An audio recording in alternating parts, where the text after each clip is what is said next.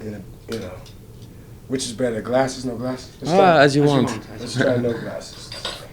You're free. I'm gonna give you a mic if you don't mind. I like glasses. I like glasses. As a big MC.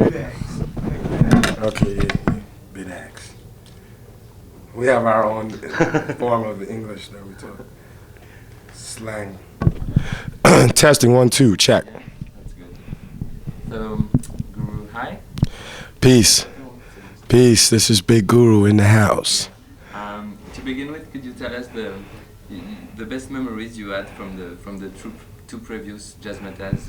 Oh man, the best memories from the 2 previous JAZZMATAZZ. The first one would have to be just first talking to Dr. Donald Byrd on the phone, because I was such a big fan of Donald Byrd with his early jazz works on Blue Note up till, of course, the stuff he did with the Blackbirds, and even talking like this, and I was just like, I got goosebumps on my neck, and he really understood actually everything I wanted to do, and I was like, whoa.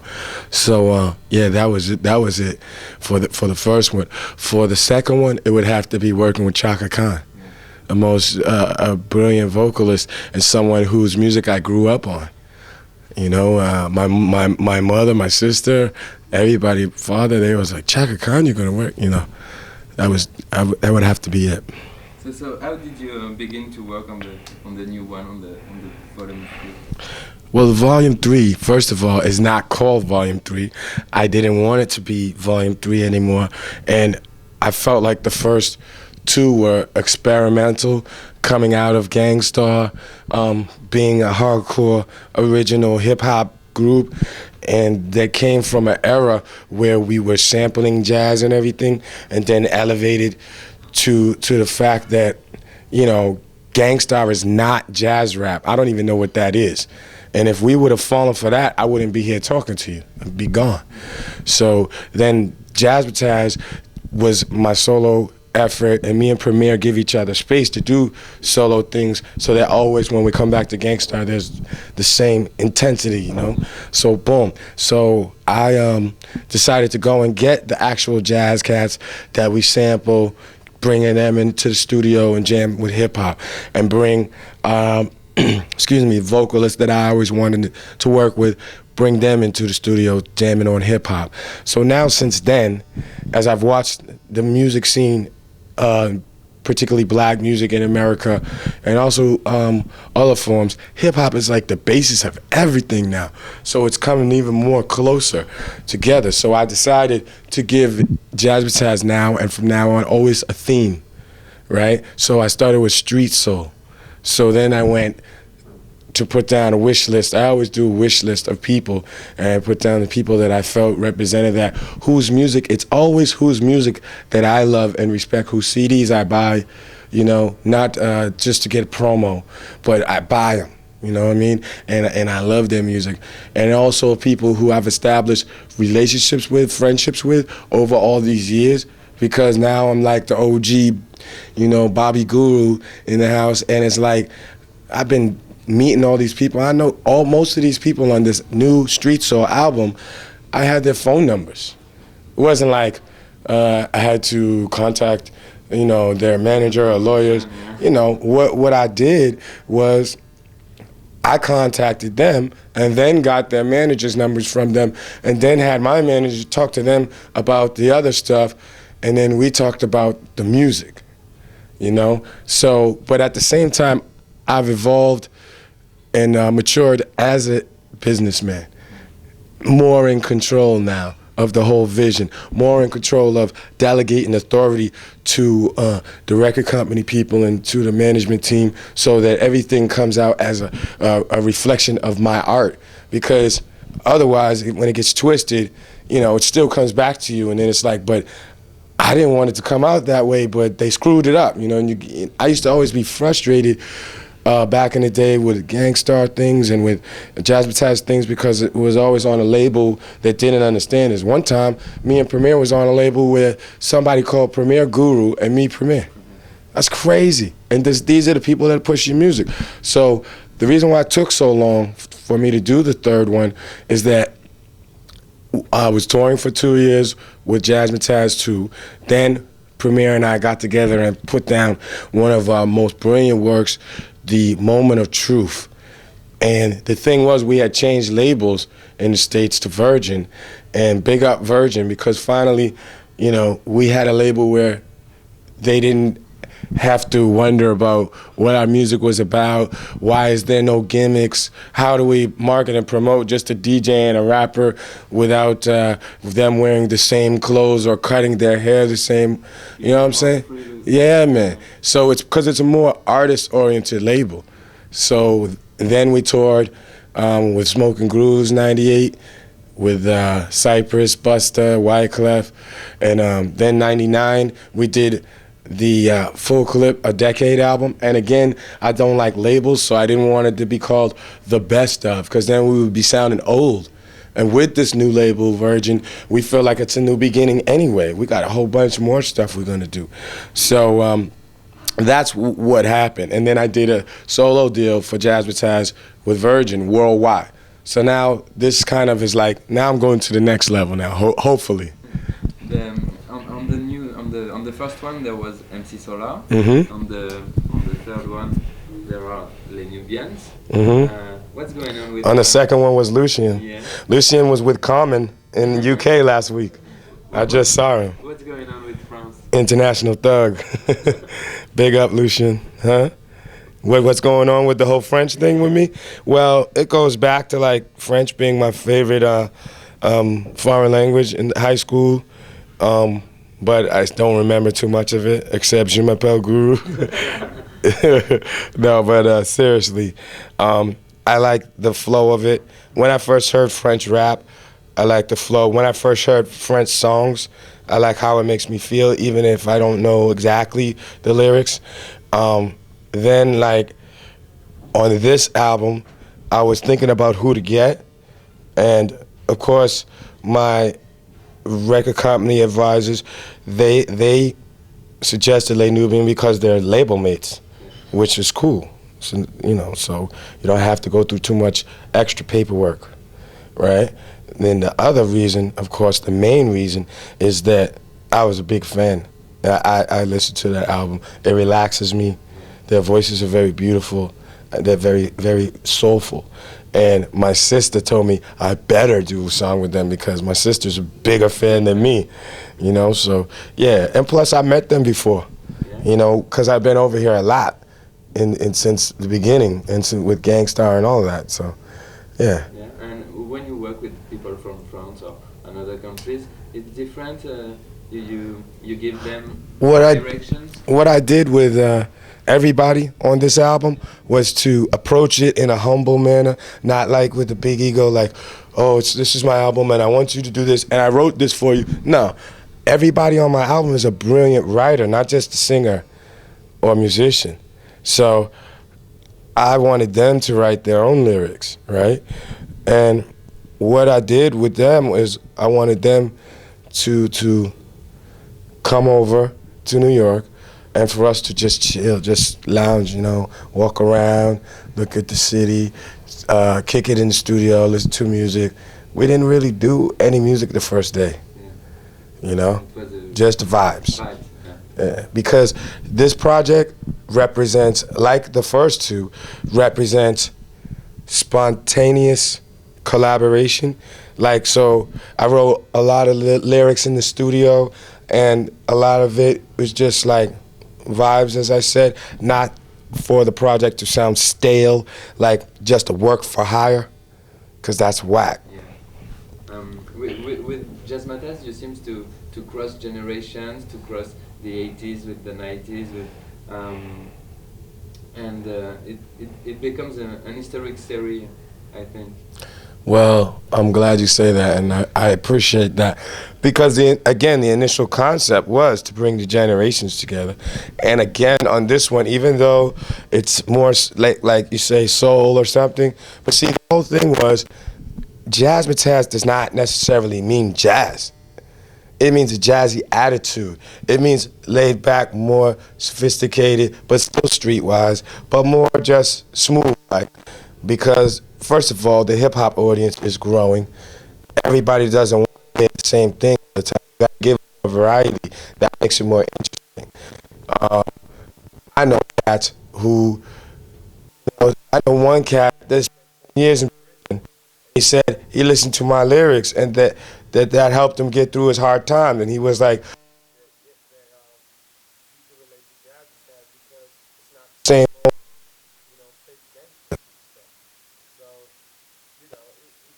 it's for everybody. And I think this one, because I involved also my favorite producers that I want to work with, besides myself and Premier, I got DJ Scratch, big up to him. I got the Neptunes, big up to them. I got JD, big up to him, The Roots, and Erykah Badu. And that helped to make it even more chunkier. And I think like this album is kind of closer to Gangstar than the first two, which is good because the times we're living in are getting more crucial. I don't want to keep it street. I got to keep it real street, man, because I'm out there. I'm in the streets still.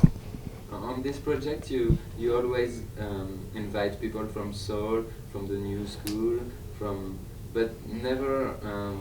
What? Why didn't you? Rock and roll? No, people from rap, from old school, as Eric B and Rakim.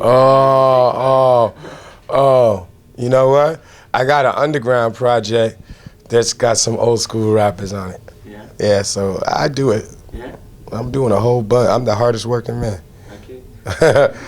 I got like, on the underground, I got like 30 songs in my vault that I'm gonna put out after I finish this album on my own label. But the project's called Bald Head Slick. That's my other personality besides Guru, Gangstar, Guru, JAZZMATAZZ, and then Bald Head Slick. Okay. This kind of project proves that you are a big fan of music in general, and prove that you buy records, I suppose. Yeah, I buy a lot of records. Everybody on this album, I had their CD, you know. It won't work unless I'm a fan of the artist and unless the artist has respect for what I do. And let me tell you, the most exciting thing about my career to me is to be able to have the respect and admiration from everybody whose music I respect and admire. That you can't put money, a value on that. That's the motivation. Just like what I said about my man that was locked down for 10 years, or even to go to a whole different type of person, Freddie Prinze Jr., the actor, he told me that JAZZMATAZZ got him through tough times, reminiscent of his father's death and of the crazy stuff that goes on in Hollywood, and he was just trying to keep his head straight, and that's dope, yo. So today it's JAZZMATAZZ, but we can see you without speaking about Gangstar. Oh, we can. Yo, check this out. First of all, I'm going to be touring with JAZZMATAZZ, so look out for that. You know, I got some dates in France and England before the end of the year.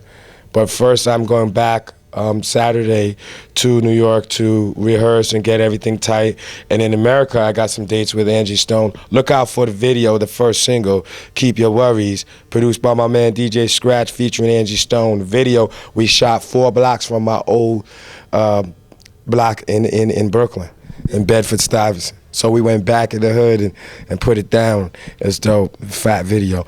And we got remixes on there too. We got a garage remix by my man Sweet Pea in the UK, and we got the hot underground remix from New York from Rockweiler. It's crazy. So look out for that. But Angie was kind enough to let me borrow her band Butterfinger. They're in the video. The oldest kid is 18. And that's what I'm saying. They're influenced by hip-hop and they play jazz. You see what I'm saying? And they dress, you'll know they hip-hop when you see them. And they ain't soft either. You know what I mean? So it's like, it's a beautiful thing, man. I got a Japanese female DJ, DJ Kiori, down with the Pitbull Big Dogs, with Funkmaster Flex Crew, and Big Cap in them, off the hook. So it's gonna be dope. I got Bilal coming with me on shows. I'm doing shows with Khalees. I'm doing hopefully some shows with Herbie Hancock with us too, and Donald Byrd too. And maybe if I can get India Davenport to come and do some of the old tunes. I have to also audition some background singers, maybe just one or two depending, and to get everything really, really tight.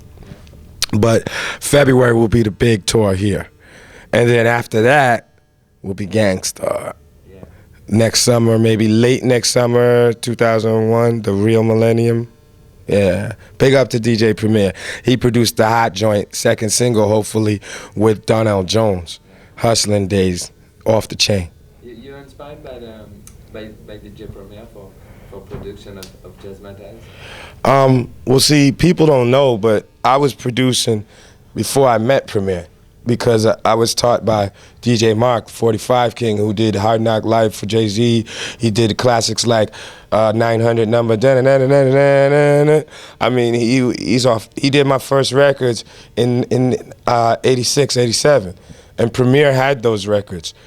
So when Premier was putting his demo together and he sent to Wild Pitch, I found Premier's demo. And I stole it because I was like, the beats was dope. It was like the next level where everything was going, and I was like rhyming over the demo. And I came back to the office and I told the guy, I said, I got to work with this guy. And at the same time, Premier was telling him he wanted to work with me, and he had my first records and so forth. And then we got together and did the first album like a week and a half. And then from there we became roommates and just built our relationship. The thing about us is that we know the difference between friendship and business, and we push each other to excel, and we keep it tight. We keep it gangster, loyalty and respect. But the thing is that you know, I've always produced a couple of songs on Gangstar, and it's a thrill for me when I can produce a track that Premier says is dope. You know, it's like going to your teacher and say, you know, and you get A plus. You know? So good. But you know, the JAZZMATAZZ enables me to work with so many brilliant vocalists that my skills as a producer are starting to elevate. So I'm going to do a lot more work with. I produced the one with Craig David. That's hot. I co-produced with Premier, the one for Big Suge. Big up to Big Suge because he's been down since the beginning. You know, he was on JAZZMATAZZ and Gangstar. That's my man though. We started Gangstar together before I met Premier as well. He's from Boston, but then he got locked up. So, but then now we're back together and doing our thing, and him and Premier are very close as well. Look out for his project that we are executive producing. Look out for Crumb Snatcher, the new Gangstar Foundation. Crumb Snatcher, Big Suge, Hannibal Stax from the group Forbidden. He was on Moment of Truth as well with Crumb Snatcher. He's from Brooklyn. Crumb Snatcher's from Boston. Suge's from Boston. Also, MOP, big up to them. Yeah. Premier is mixing down their album. Look out for that. It's the hot stuff. The single, Annie Up. You know, your boys in the video, we thugging it, you know what I'm saying? Old man thug, that's what they call me. But there's so much more that's coming, and that's because we love it. It's not about just the money. When we started, we didn't get no money. We had to get out of so many whack contracts and blah, blah, blah. And of course, yeah, now we need to eat. But we'll never sacrifice any of our values just for some money. That's not gonna happen. You know what I mean? Look out for some of my artists. My man Mendoza, MENDOUGHZA. Time is Money, straight out of Brooklyn. Woo, hot lyricist, hot. Track produced by Premier for my compilation album, Ballhead, Slick and the Click. On Ill Kid Records. Here's Ill Kid. That's the Ill Kid right there. And hold up. Here's Gangstar, the oldest one, JAZZMATAZZ. We all in the house, you know. But look out for Cream.com, KREEM.com, another artist from the Bronx. Look out for Lady Trigger from Brooklyn, LAE-D-Trigger.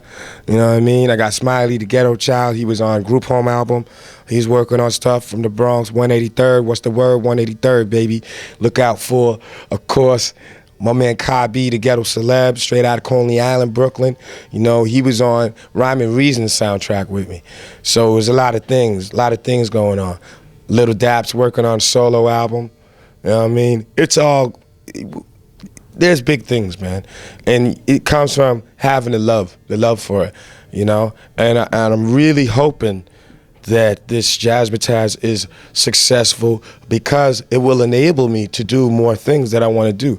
I'm not caring about whether I'm going to be flossing or getting a new car or whatever, because that material stuff is going to come anyway, man, if you work hard and focus. And right now, I just had a son, 3 weeks old, little Kasim, 9 pounds, 5 ounces, big baby boy. You know what I mean? Keith Kasim, Casim. Big up to him. Everything I do is for him now anyway. I got to save money. It makes me think about, too, because that's the realest thing that could ever happen to a guy, is to have a son. Or and to have a child, period, really. Because it's like, that's a little you coming into this world. This world is crazy. And that child is innocent. And see, the thing about the young people out there, they're not thinking about, you know, how to make this world a better place. They're frustrated, they're bugging, they don't have no self-esteem, no love of who they are, because our culture has been stripped from us, especially Black American youth. And we need to be going back more to study about us so we can feel better about us and re-educating us, because now kids are having kids, and the next wave of kids is going to be really lost, because you know what? They worry more about what type of designer clothes to put on the baby than what school he's going to go to or how you're going to educate him or her. And that's not right. And we can no longer blame